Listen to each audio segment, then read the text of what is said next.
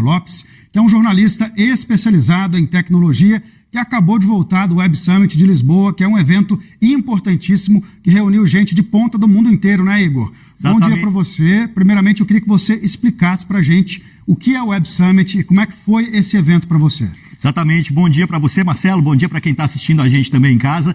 Parabéns aí, né, pelo lançamento do canal. Não é uma tarefa fácil, mas tenho certeza que vocês vão voar.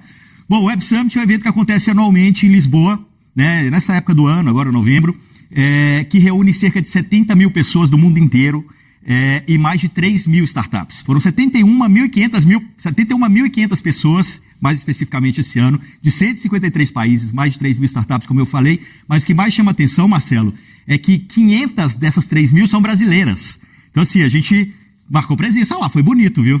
Pois é, o Brasil parece que é um celeiro de startups, né? Porque talvez começou um pouco atrasado nisso, mas hoje não dá para falar de startups sem falar do Brasil, né, Igor? Exatamente. Eu acho que tem uma questão muito interessante também quando se fala de startup hoje, é que o brasileiro, o startupeiro brasileiro, né, como se chama, eu acho que ele perdeu a síndrome de vira-lata.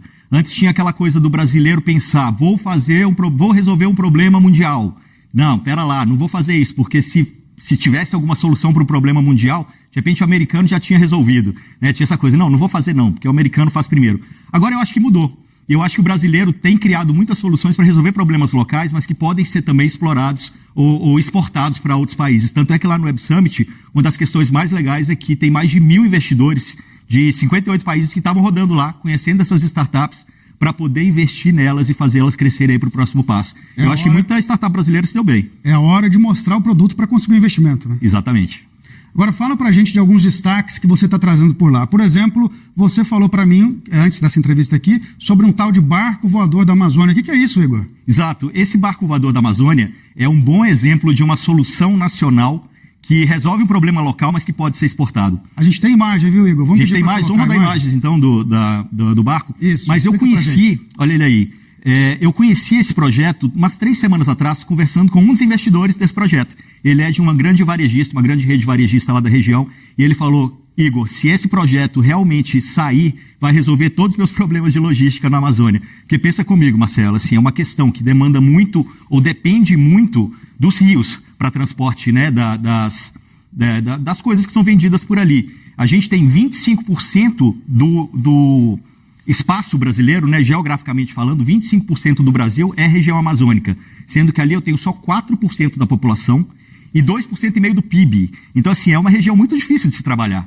né? E pensa, são cidades pequenas, que tem que chegar geladeira nessa cidade quando o cara compra, tem que chegar a televisão, né?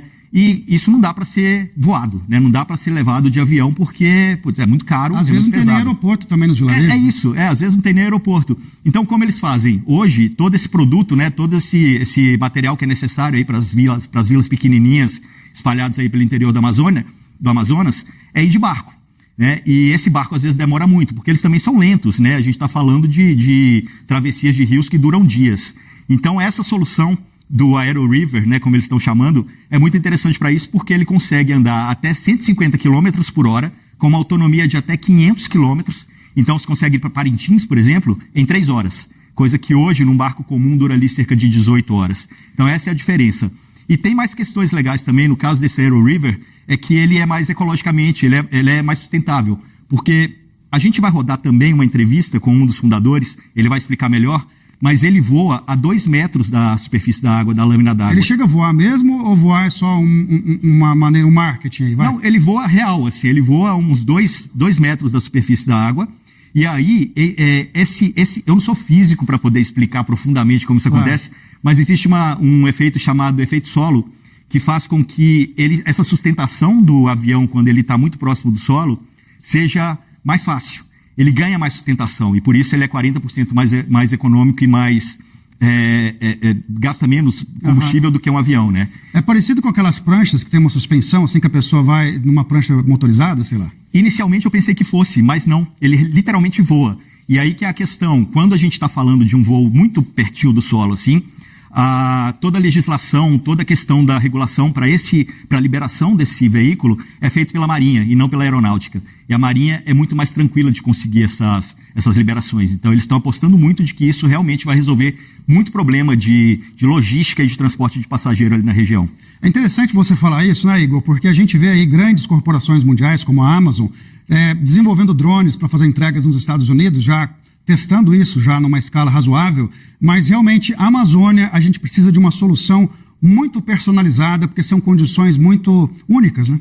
Exatamente, condições muito únicas, e que eu fiquei assustado quando eu conversei com esse executivo dia desses. Ele estava contando, por exemplo, que as cheias, né, e as secas dos rios atrapalham muito a questão da logística para eles. Nessa época de seca de rio, eles chegam a pagar até 70% a mais de logística, porque o rio seco, eles têm que, imagina, vem uma geladeira daqui do sul para lá, ela vai de navio, né, ela vai pelo mar, mas ela entra no rio ali em Belém e tudo depois é feito por rio. Se o rio está baixo, ele não tem calado para esse navio. Então você tem que ficar fazendo cabotagem, troca para um outro veículo, né, um outro navio ou outro barco que tem um calado menor, para chegar nos lugares ou nas populações ribeirinhas que estão no interior do Brasil. E esse cara também precisa ter acesso, né, à tecnologia, ter acesso aos produtos hoje que a gente tem acesso aqui no Sudeste. É um Brasil de vários Brasis, né, Marcelo? Pois é, um Brasil muito diverso, graças a Deus, né? Igor, vamos acompanhar então a entrevista que você fez com o executivo? Vamos lá. A principal é que esse veículo, que é uma espécie de avião, voa só a 2 metros de altura e sempre sobre a água. E por causa disso tem um fenômeno aerodinâmico que aparece ali, que deixa ele 40% mais eficiente do que se estivesse voando mais alto. Então essa é uma das diferenças, é um veículo muito mais eficiente do que os aviões. Outra grande diferença é que pelo fato dele estar voando sempre baixo, para fins de regulamentação, ele é considerado um barco e não um avião. Então toda a parte regulatória fica muito menos burocrática e muito mais barato também. Então é um veículo que vai ter uma operação, um custo de operação muito baixo e a regulamentação dele também é muito mais simplificada. Então a gente tem aqui um veículo perfeito para a região amazônica. Esse veículo vai a 150 km por hora, 6 vezes mais rápido do que os barcos que são usados lá na região. O custo da passagem vai ser em torno só de 10% maior do que a passagem do barco. E o nosso veículo, essa versão pelo menos, é para 10 passageiros ou 1 tonelada de carga. Futuramente nós teremos versões menores e maiores também. E agora a gente está na fase de construir o veículo em escala real. E atualmente a gente conseguiu aprovar um projeto na FINEP, conseguimos 10 milhões de reais que vão ser usados já para a construção do veículo. E a gente também está captando, através de investimento, 5 milhões para complementar o valor para chegar nesse objetivo, que é ter o primeiro protótipo já 1 para 1, pilotado por um humano voando. E já um protótipo, ainda não tamanho real, mas já voando na COP30 do ano que vem, que vai ser em Belém. E aí já em 2026 ter o protótipo em escala real, voando, fazendo os primeiros ensaios. A Amazônia ela tem um potencial socioeconômico gigantesco. Só que esse potencial é travado por causa da logística. As pessoas não conseguem andar de forma eficiente e rápida porque o barco é a única solução. Então o que nós estamos trazendo aqui é a solução para esse problema, que é um veículo que vai a 150 km por hora, vai transportar pessoas e cargas. Então, por exemplo, se tem uma comunidade que planta açaí e é bem distante de Manaus, hoje essa comunidade vai poder fazer o transporte desse açaí e ele chegar ainda pronto e bom para o uso em Manaus. A gente não tem mais aquele problema logístico gigantesco. Esse foi o Lucas Guimarães, o cofundador da Aeroboat, um cara bem jovem, né, Igor? Pois é, isso eu acho que é uma outra característica também, assim, que foi muito perceptível no Web Summit. Os empreendedores são jovens, mas eles já vêm com muita bagagem, porque já estão aprendendo com os erros das pessoas, né, do passado. Então, acho que eles já chegam muito mais preparados hoje. E isso foi uma questão que foi comentada bastante ali. Como as startups hoje estão resolvendo problemas reais. Não são mais aquelas startups de ideias mirabolantes ou de fazer uma solução que, sei lá, pode ser super curiosa, mas não vai ter efeito prático, né? Aqui a gente está vendo o efeito prático, né, de alguém que criou uma solução que resolve um problema real de quem vive naquela região. E uma outra característica que eu achei super interessante também no Web Summit é que as mulheres começaram a aparecer finalmente aí também na liderança de startups. Nesse ano, 44% das startups que estavam expostas ali no Web Summit eram fundadas por mulheres. Que bacana. Então esse número é crescente, está quase chegando ali no meio a meio. Acho que no ano que vem a gente pode ter mais notícias boas aí relacionadas a isso também. Agora, eu conheço o Igor há muito tempo e, olha, pensa numa pessoa que entende de tecnologia, é esse rapaz. O Igor, ele testa os primeiros gadgets que surgem no mercado, ele está sempre muito atualizado, mas mesmo assim, Igor, eu acho que você ainda consegue ser surpreendido por algumas coisas. No Web Summit, por exemplo, couro de peixe transformado em roupa, como é que é isso? Exato, eu acho que aí a gente complementa com isso que a gente estava falando aqui, né, do Aerobolt, que é uma outra solução desenvolvida por alguém da região, nesse caso uma menina, a Bruna, uma menina do Amapá, que vê um problema real dela ali, né? Tem o pescado, né? A Amazônia é muito forte ali na questão dos peixes e tal, peixes exportados também para o Brasil inteiro, e tem peixes muito grandes, com couros muito bonitos. E esse couro até então era jogado fora.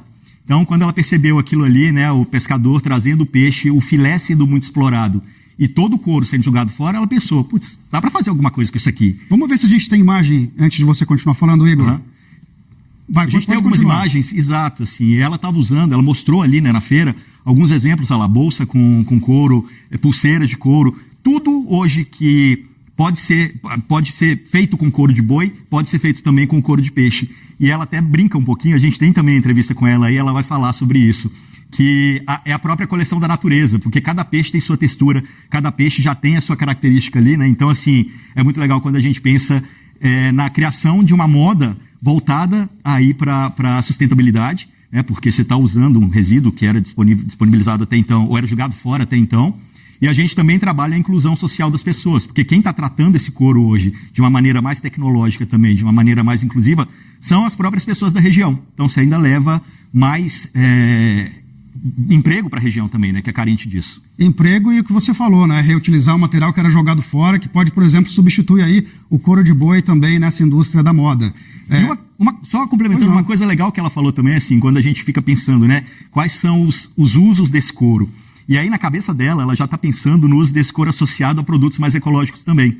Ela falou, putz, por que não fazer o revestimento de carros elétricos com couro de peixe? Isso virá também, né, uma questão. Acho que ela está com essas ideias, assim, eu acho que ela foi para o Web Summit exatamente para conseguir mostrar essa solução para o mundo, né, de repente conseguir um investidor aí para fazer com que isso aconteça em escala. Imagino que esse é um produto que deve arregalar os olhos de muita gente, não, para investir. Com certeza. Tem poucos experimentos já no mercado hoje, tá? Depois eu fiquei sabendo, tem algumas lojas que já tem alguns produtos aí com couro de peixe, mas não é algo escalável, né? Não é algo muito grande. E é o que ela está tentando trazer aí para o mercado mundial. Realmente, para você pegar uma boa ideia, uma ideia que está sendo feita em pequena escala, e para escalar essa ideia, muitas vezes o investimento é muito pesado e é difícil você conseguir alguém que aposte numa ideia que ainda não foi amplamente testada pelo mercado. Exato. E no caso do Web Summit, o legal é isso. São mais de 1.000 investidores. Tinha mais de 1.000 investidores lá, 58 países. Então, é uma forma de você mostrar essa ideia que está ali, local, né, escondidinha, digamos assim, no interior do Amazonas e levar para o mundo. Como que é o nome da empresária que está investindo nessa ideia, Igor? É a Bruna. A gente tem também um trecho da fala dela aí para passar e a empresa dela chama Yara Couro. Vamos ver então o que a Bruna tem a dizer para a gente. A indústria do pescado geralmente foca bastante no filé e a gente entendeu que há uma oportunidade no resíduo do pescado. Então a gente tem tratado a pele, que é um resíduo protagonista, né, e uma grande porcentagem do pescado, trabalhando ela de uma forma sustentável, desde a captação dessa pele, evitando que ela vire lixo, até o processamento de uma forma mais tecnológica e mais ecológica também, e até o produto final também apresentando ao mercado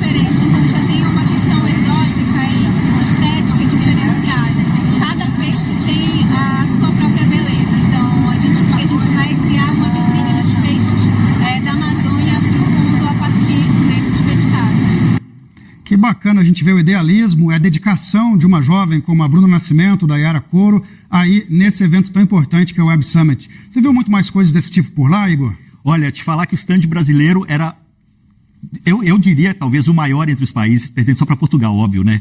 Dono da casa. Mas era um stand que estava trazendo muitas soluções voltadas aí para a sustentabilidade e para o meio ambiente. Tinha várias outras soluções sendo apresentadas ali. Mas uma coisa que a gente não comentou aqui ainda sobre o Web Summit é que, além da parte de exposições, são 4 pavilhões gigantes, assim, com as 3.000 startups, tem também uma plenária imensa, que cabe 20 mil pessoas. E ali a gente vê palestras incríveis ali, né? Teve o Pharrell Williams esse ano, teve o presidente da Microsoft, teve alguns outros executivos também trazendo muitos insights bacanas. E o mais legal e curioso é que quando você vai entrando assim no evento, né, tem como se fosse um tablado assim, cheio de rostos de pessoas que já passaram nas outras edições. Então você tem Al Gore, você tem Bill Gates, você tem Elon Musk. De repente aparece quem? Ronaldinho Gaúcho, né? O cara mais inusitado do mundo já teve lá também. É o meme do Ronaldinho Gaúcho, né? Que ele tá em todas. Mas enfim, tava lá também. Mas uma coisa legal do Web Summit é isso, e eu acho que conexões, né? Se levar esses startupeiros para lá, para se conectarem com pessoas do mundo todo, é muito legal. São 250 meetups, como eles chamam, que acontecem ao longo do evento, e meetups para públicos específicos. Então, Meetup, se você... só traduzindo para quem não está familiarizado, são encontros, né? Encontros. Reuniões. Então, o evento acontece durante o dia, e no aplicativo você já se organiza para ir nesses encontros à noite, que são em bares, que são em restaurantes espalhados por Lisboa. Então, você é um empreendedor brasileiro. Você tem um meetup tal dia em tal lugar. Você não sei, de repente tinha isso também. Você gosta de yoga. Então, de manhã você ia fazer yoga no meetup, no encontro só de pessoas que fazem yoga do mundo inteiro. E ali você acaba conhecendo outras pessoas, gerando relacionamento, trocando mais ideia. Então, é muito legal isso, porque é um evento muito imersivo, né? Você vive a cidade e 250 meetups, ou seja, algum deles serve para você. E eu acho que o legado que fica do evento também é que, além de tudo isso, eles fazem grupos de WhatsApp, isso eu achei muito legal. Eles fazem grupos de WhatsApp com temas específicos também. Então, eu voltei de lá, por exemplo, num grupo de startups brasileiras com mais de 1.000 contatos. Então, esses contatos acabam gerando novas conversas e novas histórias aí ao longo do ano também. Então, se a gente continuar por aqui, tem muita história para contar. Que bacana, esse é o Igor Lopes, jornalista especializado em tecnologia, que acaba de voltar do Web Summit e participou dessa primeira edição do Terça Tech aqui dentro do Real Time. Igor, muito obrigado e a gente quer você de volta aqui em outras edições, hein? Obrigado a vocês. Nós vamos agora para um rápido intervalo e daqui a pouco tem muito mais aqui no Real Time.